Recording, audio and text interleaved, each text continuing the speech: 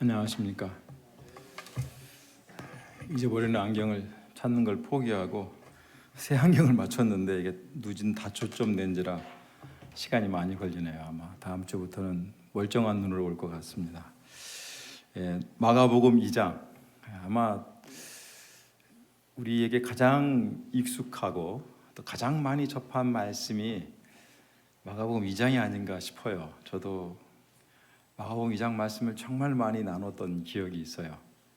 그런데 공부를 하면 할수록 이게 참 엄청난 말씀이었다라는 생각을 참 많이 합니다. 오늘 마가복음 2장에는 믿음과 죄와 부르심, 우리 신앙에서 가장 중요한 요소 중 하나가 믿음, 죄, 부르심, 좀 더 추가한다면 구원 이런 거 있겠죠.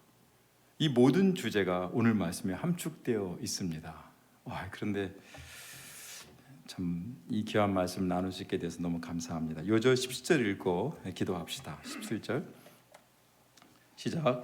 예수께서 들으시고 그들에게 이르시되 건강한 자에게는 의사가 쓸데없고 병든 자에게라야 쓸데있느니라. 나는 의인을 부르러 온 것이 아니요 죄인을 부르러 왔노라 하시니라. 하나님 아버지, 귀한 봄날에 너무나 소중한 마가복음 말씀으로 예수님이 누구신지 배울 수 있는 은혜를 주신 것을 감사합니다. 주님, 우리가 예수님을 압니다. 또 예수님을 믿는다고 우리는 생각합니다. 그러나 말씀을 대할 때마다 늘 느끼는 것은 내가 아는 예수님이 전부가 아니라는 것입니다.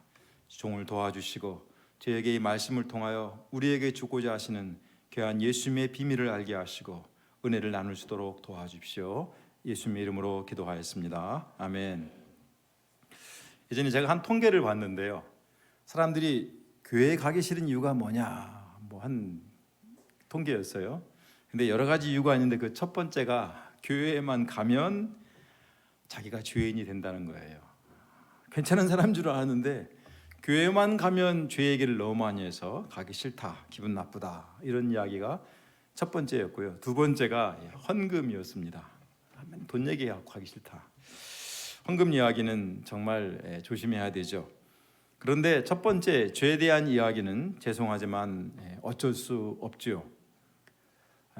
왜냐하면 그건 반드시 필요하기 때문입니다. 예수님도 이제 죄에 대해서 이야기하기 시작합니다. 그리고 아예 노골적으로 병든 자에게라 쓸데있느니라, 내가 죄인을 부르러 왔다라고 선포하십니다. 이건 뭘 말할까요?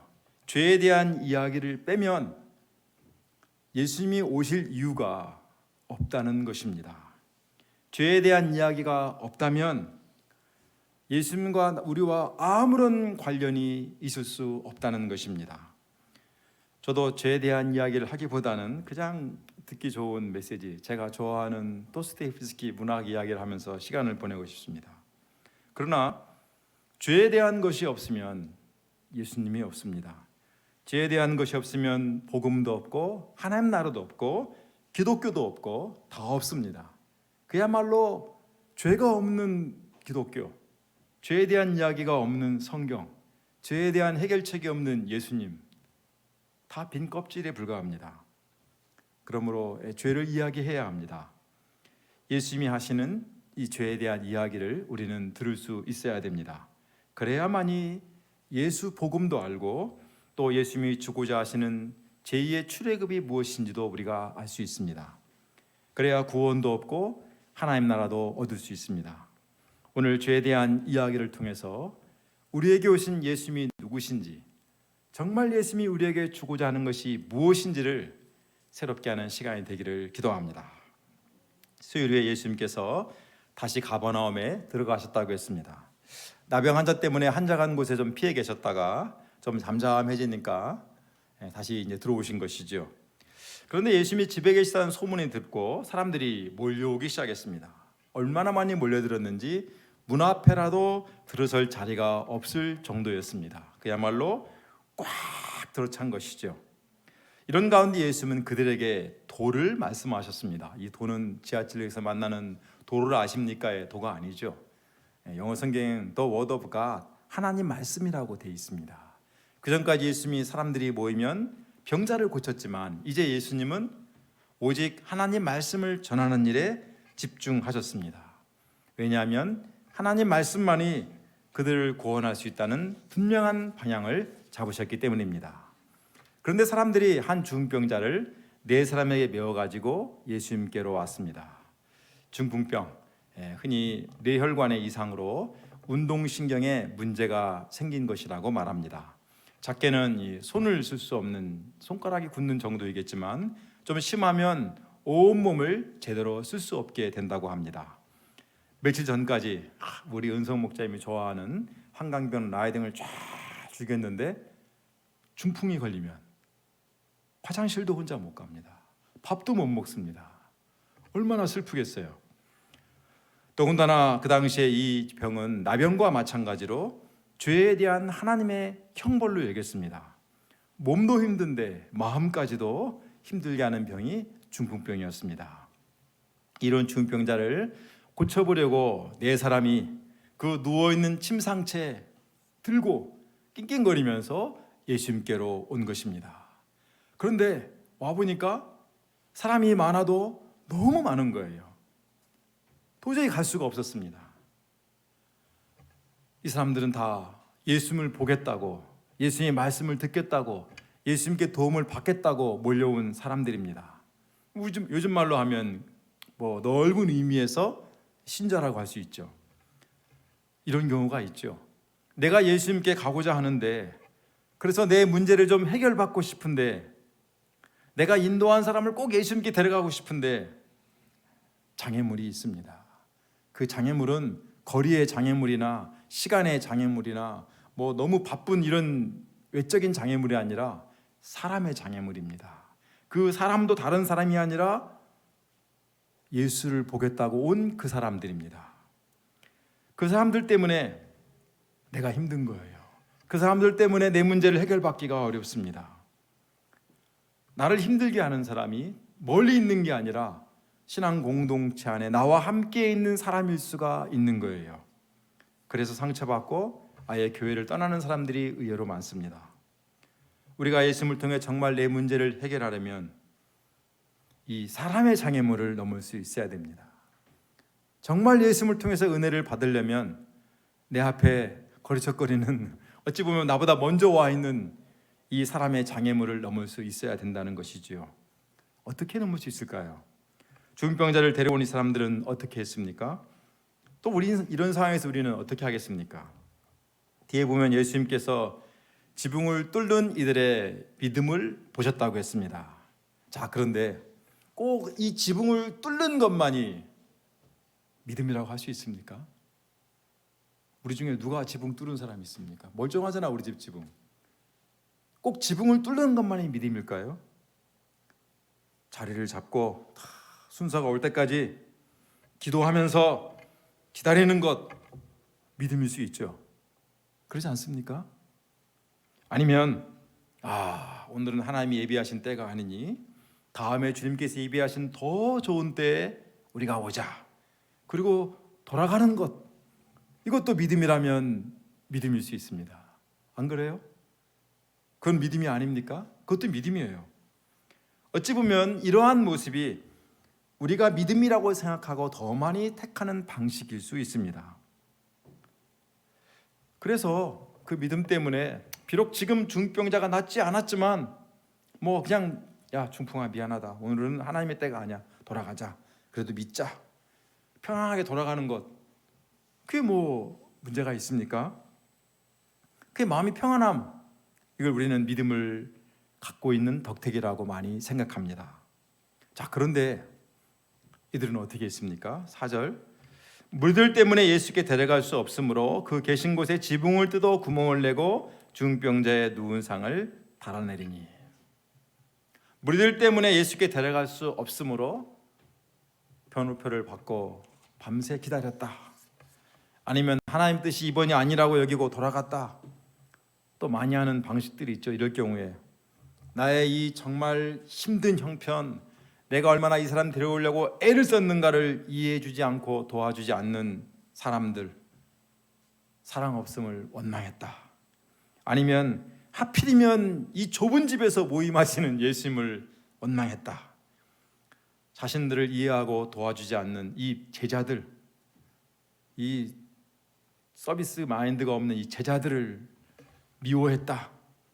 이게 보통 우리가 많이 갖고 있는 모습이기도 합니다. 그런데 이들은 어떻게 했습니까? 예수님 계신 곳에 지붕을 뜯어 구멍을 냈습니다. 그 뜯은 구멍으로 중병자의 누운 상을 달아내렸습니다. 내 집이라면 이렇게 하겠습니까? 절대로 저는 우리 집에 이렇게 하지 않습니다. 남의 집이라면 이렇게 합니까? 혹시 모르죠. 사실 더 못합니다. 그런데 이들은 예수님 계신 곳에 지붕을 뜯었습니다. 이들은 길이 없는데 길을 냈습니다. 희망이 없는데 희망을 만들었습니다. 정말로 창조적인 발상을 이들은 한 것입니다. 그런데 이렇게 무작정 칭찬만 할 수 없죠. 중풍병자를 고치겠다고 남의 집 지붕을 이런 식으로 막 뜯어버리는 사람, 이런 사람 문제가 심각합니다. 질서도 없고 오직 자기들만 생각하는 것 같습니다. 너무 이기적인 것처럼 보입니다. 학자들은 이 집이 시몬의 집일 거라고 말합니다. 시몬 베드로의 집일 것이다. 가버나움에 있는. 그럴 가능성이 높죠. 예수님이 거기 오신 적이 있으니까. 그렇지 않아도 열병에 걸렸던 장모가 이제 좀 나았는데 자기 집 지붕이 뜯어져 나가는 걸 볼 때 아마 다시 들어놓을 것 같아요. 주변의 사람들도 아무리 믿음도 좋지만 저렇게 믿어서는 안 된다라고 충분히 이야기했을 수 있습니다. 그러나 예수님은 이들을 어떻게 대하십니까? 우리 5절 한번 같이 읽어볼까요? 5절 시작.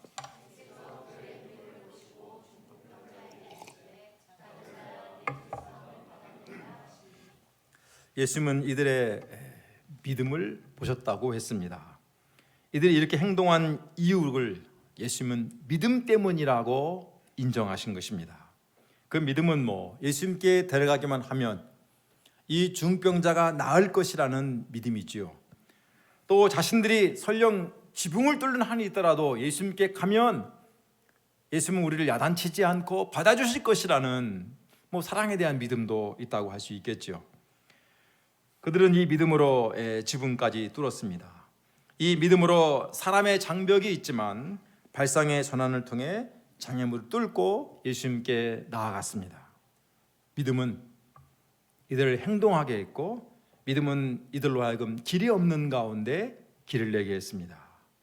이런 상황에서 얼마든지 주저앉을 수 있는데 원망하고 탓하고 포기하고 슬퍼하고 불평하고 모든 걸 다 할 수 있는데 그렇게 하지 않고 그들이 직접 예수님께 가는 새로운 길을 만들어내었습니다.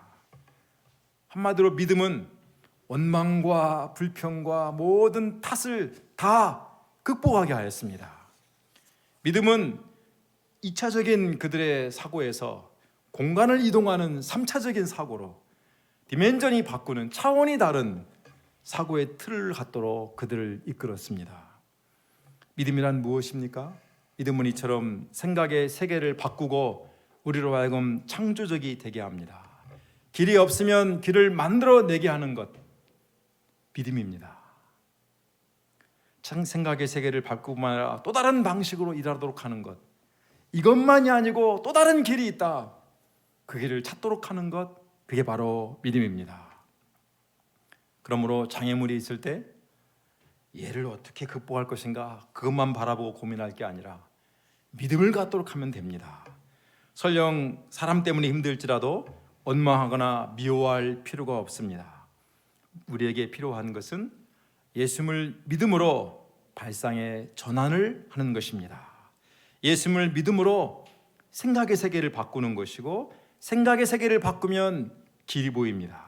생각을 바꾸면 더 좋은 방식이 보이고 더 높은 세계를 보게 하고 새로운 차원이 시야가 열리게 됩니다. 중풍병자를 메고 새로운 길을 찾아 지붕에 오른 사람들은 새롭게 생각하였고 새롭게 행동하였습니다. 예수님은 이러한 새로운 생각과 행동에 담긴 그들의 이 믿음을 인정하시고 칭찬해 주셨습니다. 우리가 앞에서 본 대로 귀신도 예수님에 대해서 알고 있습니다. 예수님이 누군지를 알고 있습니다. 그러나 나오지 않는 표현이 있죠. 믿는단 말은 안 나옵니다. 귀신은 예수님을 믿지는 않습니다. 예수님을 믿는다는 것은 단지 아는 것과 분명하게 다른 것입니다. 예수님을 믿는다는 것은 단지 아는 것이 아니라 어떤 난관 속에서도 어떤 장애물이 있을지라도 확신 가운데 길을 뚫고 나아갈 수 있는 것, 그게 믿음입니다. 장애물이 있어도 극복해 나갈 수 있는 것, 그것이 바로 믿음입니다. 예수님은 그 믿음을 인정하시고 보신다고 했습니다. 중풍병자 친구들이 이렇게 했을 때 얼마나 많은 사람들이 비난했겠습니까? 너무 이기적이다, 저렇게 믿어서는 안 된다, 미친 신자들이다, 광신자다, 별말했을 거예요. 그러나 예수님은 다 인정하시고 받아주셨습니다. 오늘 우리 시대에 예수 믿는 게 결코 쉽지 않습니다. 예수를 아는 사람은 많은데 예수를 믿는 사람은 점점 줄어드는 것 같습니다. 예수님을 믿어도 아주 예쁘게 모양 좋게 점잖게 조용하게 믿는 것이 믿음이라고 여기는 시대가 돼가고 있습니다. 정말 믿는 사람이 누구인지 잘 안 보입니다. 어찌 보면 우리 시대에 정말 필요한 믿음이 바로 이 친구들과 같은 믿음이라고 할 수 있습니다. 그냥 인정하고 상황이 어려우면 조용히 감당하고 조용히 기다리는 그런 것이 아니라 어쩌든지 앞으로 나아가고자 길을 뚫고 길이 없으면 길을 만들어내는 이런 행동하는 믿음이 오늘 우리에게 필요합니다. 더구나 우리는 청년들 아닙니까? 저도 껴주세요, 청년에. 청년들 아닙니까? 아니, 청년이 감당하고 그냥 받아들이고 그냥 소극적이고 그냥 하나님의 뜻이야 그러고 주저앉아 있고 80 먹으면 그렇게 하세요. 80 먹으면. 전 지금도 그렇게 하고 싶지 않습니다. 믿음은 액티브한 것입니다. 믿음은 창조적인 것입니다. 믿음은 길을 만들어내는 것입니다. 머리로만 생각하는 것이 아니라 길을 찾고 구하며 앞으로 나아가는 그러한 믿음, 그 믿음을 예수님이 인정하시고 받아주십니다. 믿음으로 산다는 것이 헷갈리는 시대에 또 심지어 꼭 믿음으로 살아야 되는가, 믿음이 있다가 뭐가 달라지는가, 이런 말을 하는 사람들이 있습니다. 이 믿음을 가지면요, 삶의 모든 영역에서 이 믿음을 적용해서 살아갈 수 있습니다. 내가 하는 연구에서, 직장일에서, 내 모든 삶의 영역에서 이 믿음으로 실질적인 새로운 삶을 살 수 있습니다. 우리의 삶을 창조적이 되게 하고 없던 길도 만들어내는 새로운 삶을 살아갈 수 있습니다. 예수님이 반드시 그 믿음의 삶을 축복해 주실 것입니다. 우리의 믿음이 내 생각과 삶을 뒤집어 엎는 정말로 역동적이고 창조적이고 개척적인 믿음이 될 수 있기를 간절히 기도합니다. 그래서 믿음으로 세상을 바꾸고 믿음으로 길을 만들어내는 이 시대의 창조자가 되기를 기도합니다. 자, 지금 이 상황에서 가장 큰 피해자가 누구겠어요? 예수님이십니다. 오랜만에 와가지고 말씀잔치하고 있는데 완전히 흙먼지 뒤집어 쓰고 엉망진창이 되었습니다. 난장판이 됐죠. 그래도 예수님은 이게 뭐냐 소리 지르지 않으셨습니다. 오히려 예수님은 지붕을 뚫고 내려온 중병자를 보고 무엇을 말씀하십니까? 작은 자야, 내 죄사함을 받았느니라. 네 사람의 믿음은 다른 것이 아니라 이 중병자를 예수님께 데려가기만 하면 병이 낫는다 하는 그 믿음이었습니다. 그렇죠? 그 믿음으로 하여튼 지붕을 뚫었습니다. 더구나 예수님도 이들의 믿음을 인정하셨다고 했습니다.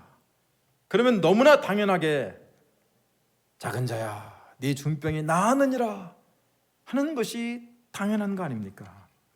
자, 근데 이렇게 되면 어떻게 되죠?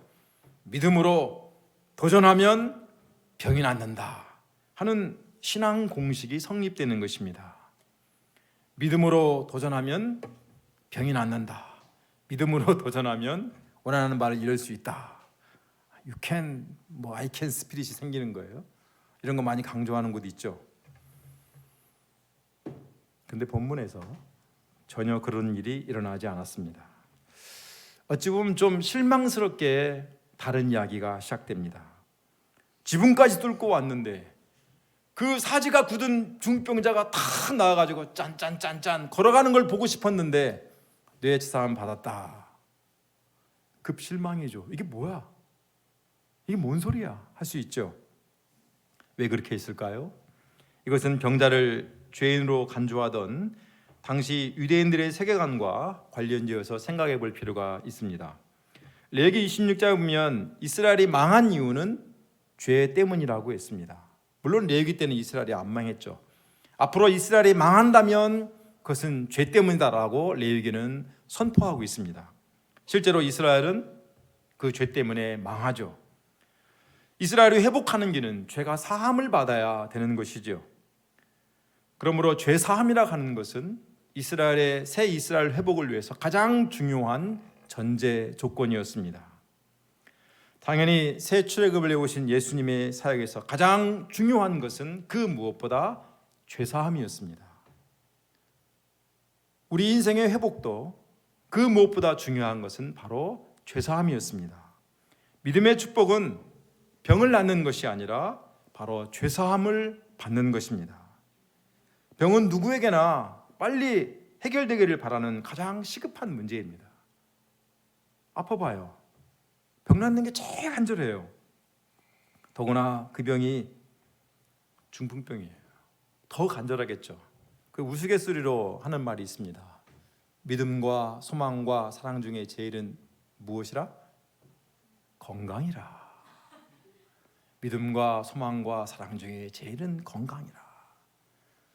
몸이 건강해야 믿음도 있고, 몸이 건강해야 사랑도 할 수 있고, 몸이 건강해야 소망도 지킨다, 이렇게 말합니다. 그만큼 건강이 중요합니다.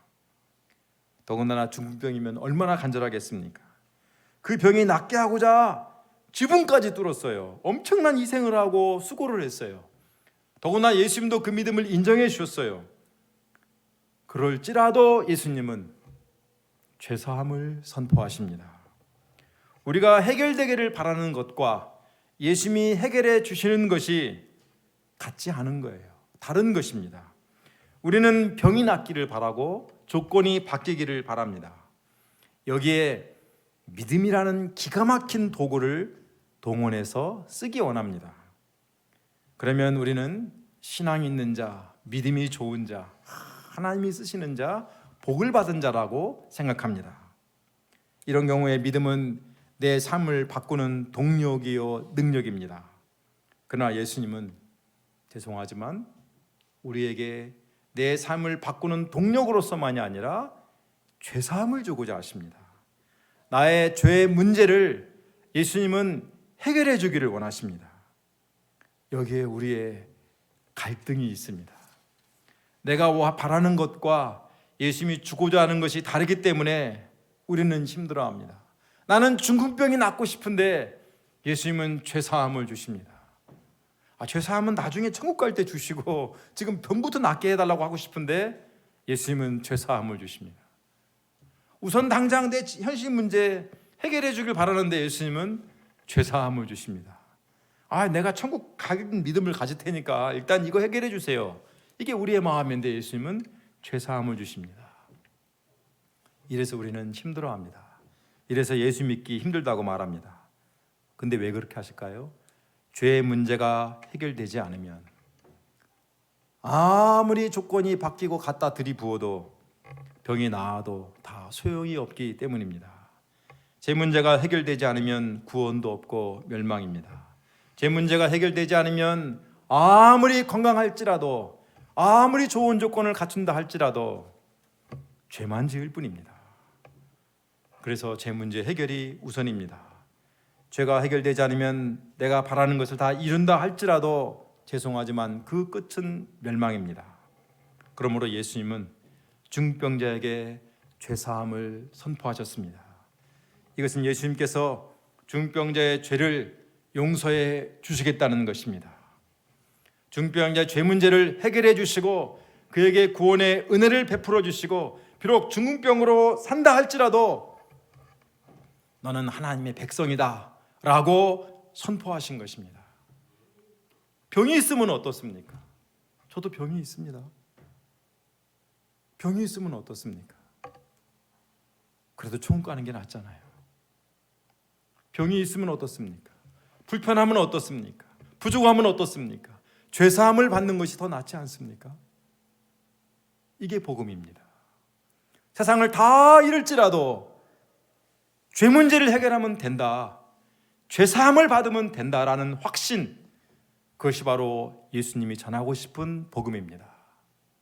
이 복음의 확신 가운데 예수님은 죄사함을 주신 것입니다.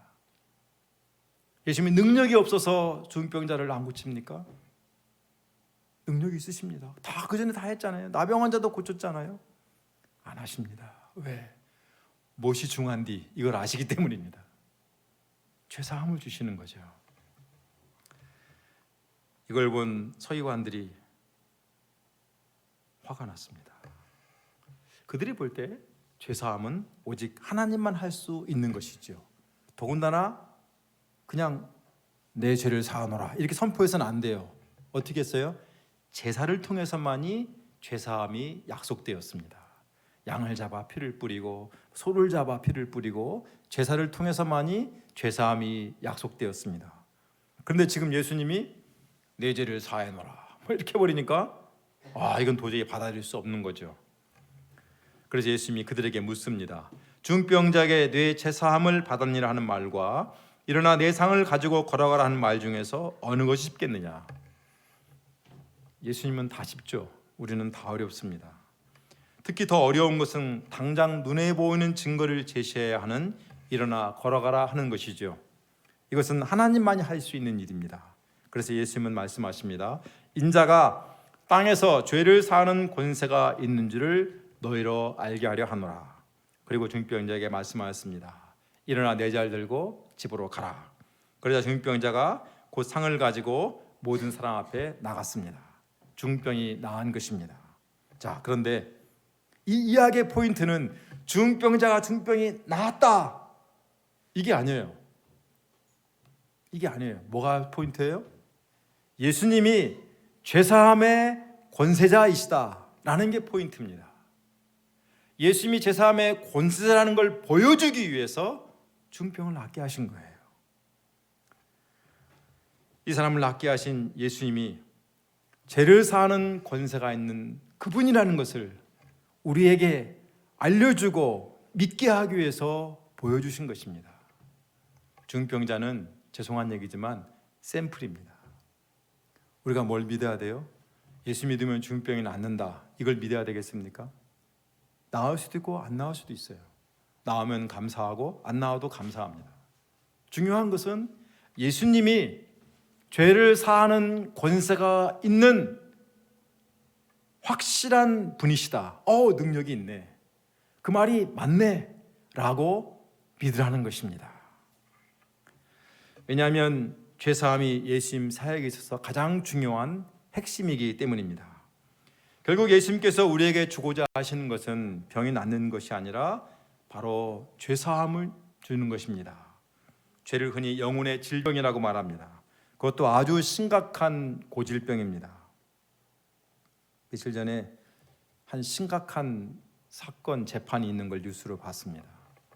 어떤 아저씨가 두 아들과 자기 아내를 죽였습니다. 죽인 이유가 직장을 잃고 있는데 자기를 무시한다는 느낌 받아서 그랬다고 그럽니다. 아주 머리도 좋고 똑똑한 사람이라고 해요. 자, 너무 극단적인 예지만 건강한 사람이에요. 머리도 아주 치밀한 사람이에요. 보니까 재판 기록을 보니까. 그러면 뭐 합니까? 그가 인해서 그 엄청난 일이 벌어집니다. 너무나 안타까운 일들이 너무나 많습니다. 죄는 그 어떤 것으로도 치료되지 않습니다. 죄는 그 무엇으로도 해결되지 않습니다. 때린다고 해결됩니까? 감옥에 가둔다고 해결됩니까? 그 사람을 죽인다고 그 죄가 사라집니까? 어떤 약, 어떤 명약으로도 죄는 듣지 않습니다. 그 대단했던 코비드, 뭐 막 바이러스 몇 개 맞고 막 백신 몇 개 맞고 그러니까 요즘은 힘을 못 쓰잖아요. 죄는 근데 그렇지 않습니다. 죄는 갈수록 힘을 더 쓰는 것 같아요. 그러나 오직 예수님께서 흘리신 십자가 피만이 죄를 해결합니다. 아무리 죄가 강할지라도 그리스도의 보혈 앞에 죄는 아무것도 아닙니다. 예수님이 죄사함을 선포하시면 죄사함 받는 것입니다. 예수님이 죄를 용서하시면 아무리 심각한 고질병자, 아무리 흉악한 죄를 지었을지라도 용서받는 것입니다. 새로운 구원이 그의 삶에 시작되는 것입니다. 그러므로 예수님은 우리의 중병보다도 믿음으로 나온 우리들에게 죄사함을 주십니다. 죄사함을 받은 새 삶을 살도록 하십니다. 지붕을 뚫는 믿음과 죄사함이 어떤 관계가 있을까? 제가 며칠을 고민했습니다. 그러다 제가 한 가지 깨달았습니다. 우리 세상에 나가서 한번 친구들을 만나고 직장에서 동료들을 보십시오. 예수님이 십자가에서 우리 죄를 사했고 나는 죄사함 받았어. 이렇게 얘기하면 사람들이 와 좋겠다. 그거 진짜 대단하다. 그렇게 생각합니까? 에이 그런 게 어디 있어. 너는 기독교이니까 믿지 난 안 믿어. 예수님이 죄사함 준다는 것을 사람들이 상식적으로 받아들입니까? 우리는 뭐 어쩌다 보니까 믿었는데 사실 어쩌다 보니까 믿는 경우가 많죠. 우리의 믿음은 어찌 보면 지붕을 뚫은 것 같은 엄청난 믿음을 갖고 죄사함을 받은 것입니다. 저는 그렇게 생각해요. 예수를 믿고 죄사함 받는다는 것, 예수님의 십자가가 내 죄를 용서한다는 것, 이거는 상식적으로 말이 안 됩니다. 차라리 벌금을 내고 깜빵행하고 매를 맞고 죄를 용서받는다. 그럼 사람들이 합리적으로 이해하고 잘 받아들입니다. 내가 문제가 있으니까 맞아야 돼. 내가 문제가 있어 돈을 내야 돼. 어떻게 해야 돼. 이거는 상식적으로 합리적으로 이해하지만 내 죄가 있어서 예수님이 십자가에 죽으셨고 내가 죄사함 믿음을 받았다. 이건 사람들이 잘 이해하지 못하고 받아들이지 못합니다. 정말 그것을 믿는다는 것은 엄청난 겁니다. 제가 볼 때. 내가 예수님의 십자가의 보혈을 믿고 죄사함 받는다는 것은 이것은 마치 지붕을 뚫고 중병의 친구를 달래는 것 같은 엄청난 믿음을 가진 것이라고 저는 생각됩니다. 예수 믿는 귀한 분들 감사하십시오. 믿게 된 것을. 지붕을 안 뚫어도 믿게 된 것을 감사하십시오. 저는 정말 감사했습니다. 제가 머리가 나빠서 믿은 사람입니까? 너무 좋아서 믿은 사람입니까? 내가 믿을 수 있는 사람이었습니까? 네버, 절대로 아니었습니다. 그런데 믿게 되었습니다. 엄청난 믿음을 내게 주신 것이죠. 이 대단한 믿음을 가진 것을 감사하고 또 우리가 이 대단한 믿음을 갖기를 바랍니다. 그래서 죄사함 받은 새로운 삶이 내 삶의 영역에서 시작되고 믿음의 새로운 영역이 시작되기를 간절히 소원하고 기도합니다.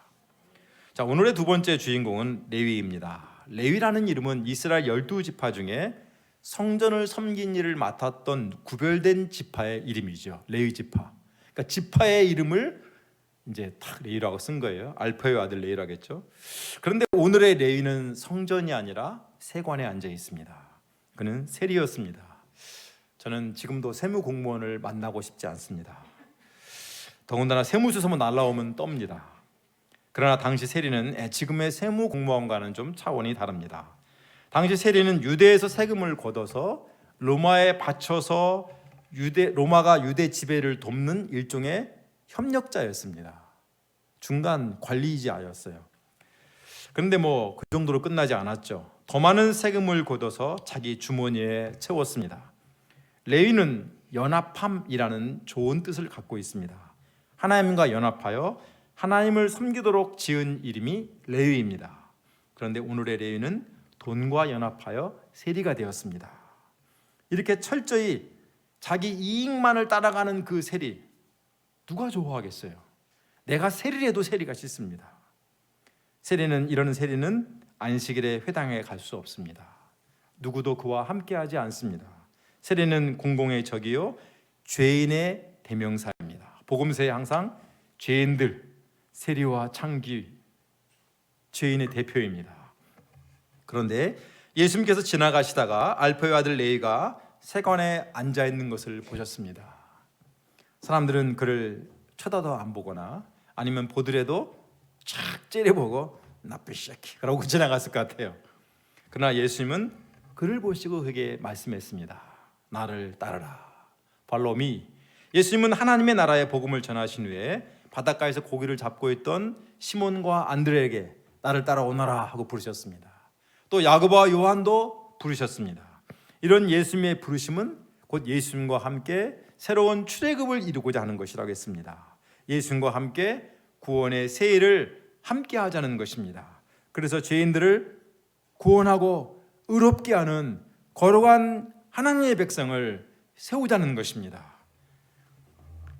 그런 점에서 이 일에 예수님께서 특별히 택하여 부름받는다는 것은 와 정말 대단한 것이죠. 새로운 시대, 새로운 구원의 역사의 동역자로 부름받는 것 엄청난 일이죠. 그런데 지금 다른 사람이 아닌 레위가 그 부르심을 받고 있습니다. 그는 세관에 앉아 돈이나 세고 장부나 정리하고 있는 세리입니다. 어떻게 하면 사사분기에 더 많은 세금을 걷어서 차를 바꿀까 그런 생각하는 사람이에요. 거룩한 소망 가운데 레위라는 이름을 받았지만 지금은 돈과 연합하여 세속에 찌든 대로 살고 있는 그러한 레위입니다. 그는 죄인의 대표입니다. 사람이 왜 죄인인가, 인간이 얼마나 못됐는가 설명할 때 레위를 봐라. 그렇구나. 이해할 수 있는 사람이 바로 레위입니다. 그런데 그런 레위를 예수님이 부르셨습니다. 나를 따르라. 사람이 아무리 없어도 부르지 말아야 할 사람이 있습니다. 사람이 아무리 없어도 부르면 곤란한 사람이 있습니다. 바로 그 사람이 레위입니다. 더구나 예수님의 사역은 새 출애굽 사역이고 새 출애굽을 위해서는 죄사함이 필요한데 왜 누구나 죄인으로 간주하고 손가락질하고 미워하고 인정하지 않는 레위 같은 사람을 이 엄청난 사역에 예수님이 부르셨겠습니까? 좀 의로운 사람, 수준이 있는 사람, 좀 뭔가 좀 있는 사람을 세워야 예수님이 일을 하시는데 도움도 되고 사람들도 좀 감동받고 나오지 않겠습니까? 그런데 레위를 부르셨습니다. 왜냐하면 예수님이 주고자 하시는 죄사함은 의로운 사람들이 폼을 잡는 것이 아니라 바로 예수님을 통해서 구원받는 새로운 삶의 시작이기 때문입니다. 예수님이 주시는 죄사함은 내가 의롭다고 폼 잡는 자들보다 난 정말 죄인이야, 나에겐 희망이 없어 라고 말하는 사람들이 더 잘 받아들이고 영접하기 때문입니다. 그래서 예수님은 죄인의 대표인 레위를 부르셨습니다. 레위가 있는 것을 볼 때 사람들이 아마 안심하고 많이 왔을 것 같아요. 거꾸로 레위도 있다니 나는 충분히 갈 수 있어 그러지 않았을까 싶어요. 레위는 예수님의 부르심에 계산하지 않았습니다. 이로 인해 어떤 손해를 보는가 따져보지 않았습니다. 놀랍게도 그는 일어나 예수님을 따라갔습니다. 이것이 그의 삶의 변화의 시작이 되었습니다. 그리고 그는 그동안 쥐고만 있었던 자금을 풀어서 큰 잔치를 벌였습니다. 예수님과 자들만이 아니라 많은 세리와 죄인들까지 이 집에 초대되었습니다. 예수님도 그들과 함께 식사를 하셨습니다. 이 함께 식사한다는 것은 식사하는 사람과 나와 동일시 된다는 겁니다. 같은 레벨이다, 우리는 같은 수준이다라는 것을 말합니다. 오늘 점심 먹을 때 파트너 잘 선택하세요. 그러니까 내가 저 사람이 죄인인데 식사한다 하면 나도 죄인 취급받는 거예요. 또 하나는 이 사람이 죄인이지만 함께 식사함으로 내가 의인이어서 이 사람을 의인화하는 것도 작용할 수 있어요. 예수님은 이 둘 다 작용했다고 봐요. 죄인과 함께 식사하면서 죄인처럼 되시고 또 또 죄인들과 함께 식사하지만 예수님이 거룩한 분이니까 이 사람을 거룩하게 하는, 그래서 함께 식사하신 것입니다. 지금 레위 집에서 세리와 죄인들이 거룩하신 예수님과 하나님 나라의 일꾼된 제자들과 함께 식사하는 이 장면은 죄인이 의로움을 간직하고 누리는 천국 잔치를 떠올리는 한 장면일 수 있습니다. 예수님 안에서는 누구나 다 형제요 자매입니다. 어떤 죄인, 어떤 출신, 어떤 조건 전혀 문제가 되지 않습니다. 우리가 하나님 나라의 대사관이다라는 표현을 쓰는 것이 바로 이것입니다. 주의 복권 지역이에요. 세상에 어떤 일이 있어도 여기에서만큼은 보호되고 특별한 영역입니다. 하나님의 교회는 하나님 나라의 대사관인 거예요. 그래서 과거는 지나간 것이고 지금 주 안에서는 형제요 자매요 다 하나입니다. 그 은혜와 감동이 레위 집에 넘치고 있었습니다. 그러나 서기관들은 이런 예수님을 도저히 이해할 수 없었습니다. 그래서 어찌하여 세리와 죄인들과 함께 식사하는가, 저런 놈들과 어찌 같이 어울리는가 따진 것이죠. 당시로서는 충분히 따져볼 만한 일이었습니다. 그러나 예수님은 무엇을 말씀하십니까? 17절 읽읍시다. 17절 같이 읽어볼까요? 시작.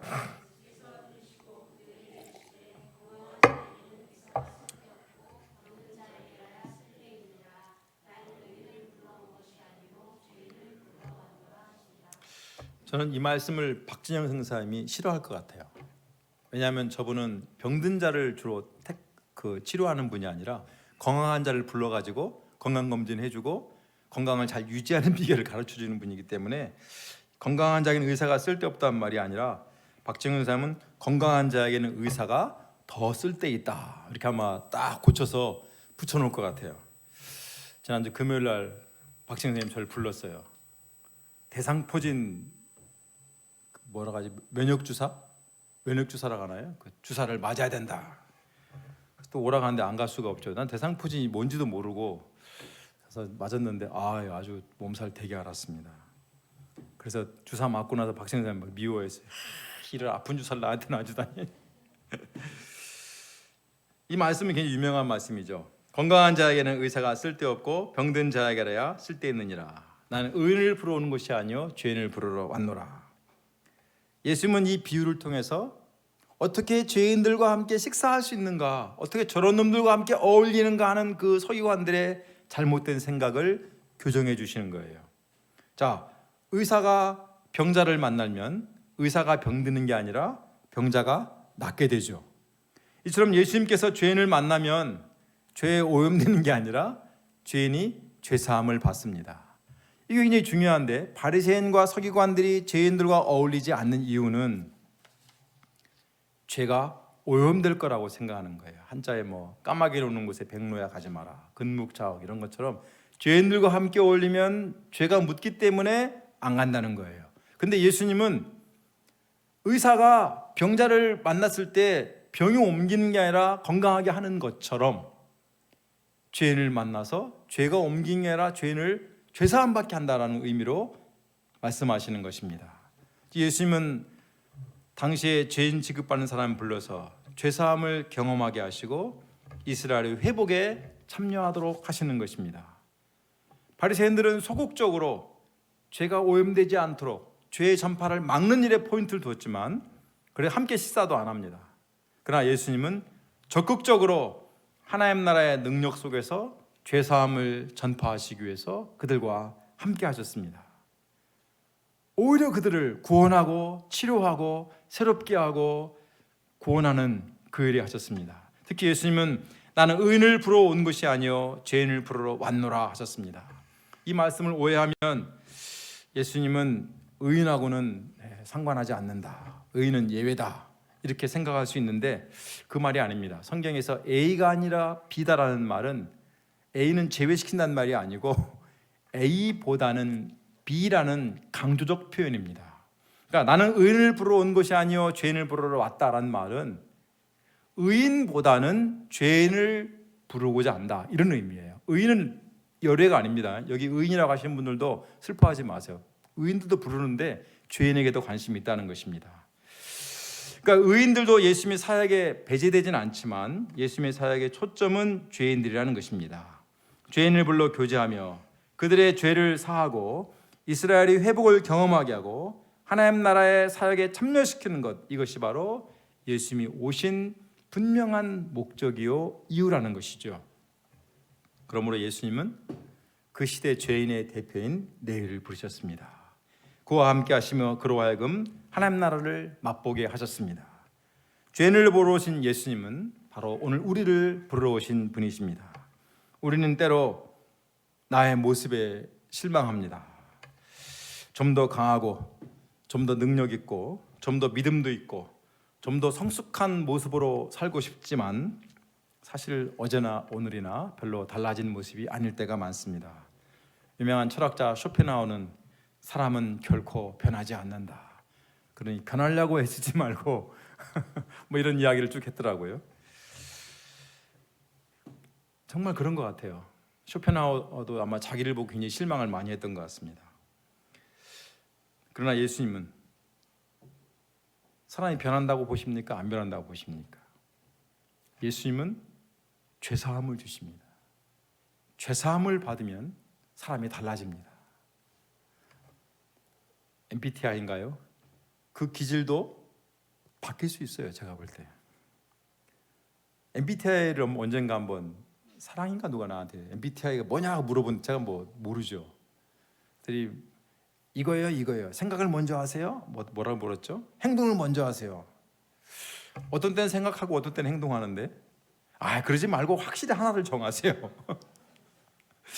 또 뭐 물어보는데 이거 같기도 하고 저거 같기도 하고 근데 뭐 자기들이 정해요. 이건 이거야. 사랑은 이거, 은혜는 또 이거. 나는 뭐야? I인가 P인가 뭐 왔다 갔다 해요. 내가 MBTI는 그냥 재미로 하는 거야. 나도 날 몰라. 사람이 바뀌죠. 어떻게 바뀝니까? 그대로 두면 안 바뀝니다. 망가져갑니다. 그러나 죄사함 받으면 내 인격에 문제 있던 부분도 치료가 됩니다.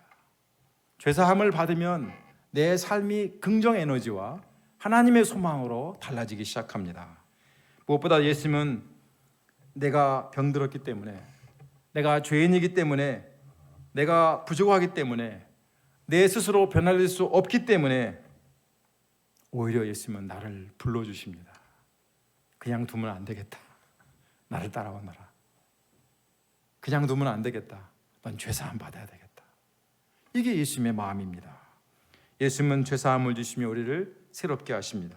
하나님 나라의 일꾼 삼으시고 우리를 구원하십니다. 우리 이 예수님 안에 우리의 희망이 있고 우리의 내일이 있습니다. 죄인을 부러우신 예수님께 감사와 찬양을 드립니다.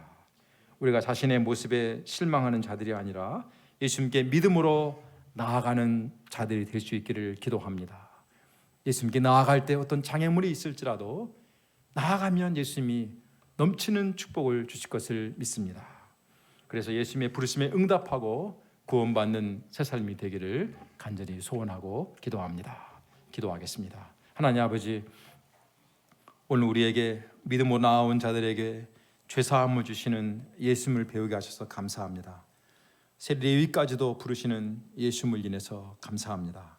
아버지 하나님, 오늘 우리에게 이 믿음을 주시옵기를 기도합니다. 여러 가지 어려움 앞에서 주저앉고 나는 안 되라고 하는 우리의 마음을 아버지 하나님 불쌍히 여기시고 우리가 믿음으로 예수님께 나아가서 이 죄사함의 선포를 듣고 새로운 삶이 시작될 수 있도록 도와주십시오.